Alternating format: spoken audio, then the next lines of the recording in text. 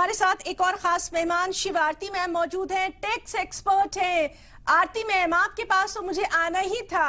एक लेमैन के तौर पर, एक एम्प्लॉय के तौर पर, एक सैलरी पर्सन क्लास के तौर पर किस तरह से हम अपने हिंदुस्तानियों को समझाएंगे इस बजट ने उन्हें क्या कुछ दिया?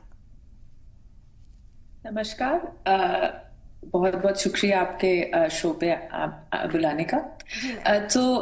इसमें जो अगर हम बजट देखें, आपका जो सवाल जिस वर्ग के लिए है, यस मैम। सो उस वर्ग में बड़ी एक चीज कही गई है जिसमें ये बजट जैसे हमारे प्रधानमंत्री जी ने कहा था कि इसमें कुछ लक्ष्मी माँ आएंगी इस बजट पे।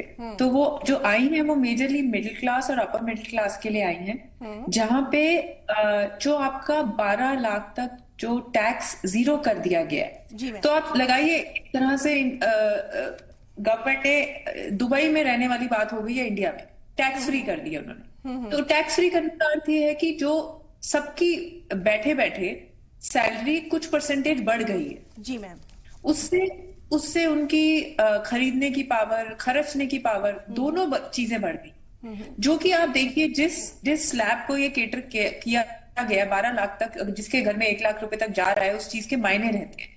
तो उसमें जो उसको इफेक्ट आएगा, ये बहुत ही ज्यादा पॉजिटिव इफेक्ट आएगा। बिकॉज अगर किसी का 5, 10, 15 हजार रुपए बच रहा है तो इसका एक बड़ा लॉन्ग टर्म इफेक्ट आता है मंथ ऑन मंथ बेसिस पे। तो एक तो ये चीज बड़ी अच्छी रही है। दूसरी, जो इनकम टैक्स बिल पेश होगा पार्लियामेंट में, उसमें जो वो हमें और ज्यादा डिटेल में लेके जाएगा इस चीज के लिए, जहां पे एंटिसिपेट कर रहे हैं कि शायद 50% तक और कुछ भी टैक्स माफ कर दिए जाए। बट मोटा मोटी जो हमें यहाँ से पता लग रहा है वो ये लग रहा है कि जो गवर्नमेंट का रुझान है वो मिडिल क्लास को सपोर्ट करने के लिए है इंडिया में। तो ये एक चीज आती है सामने।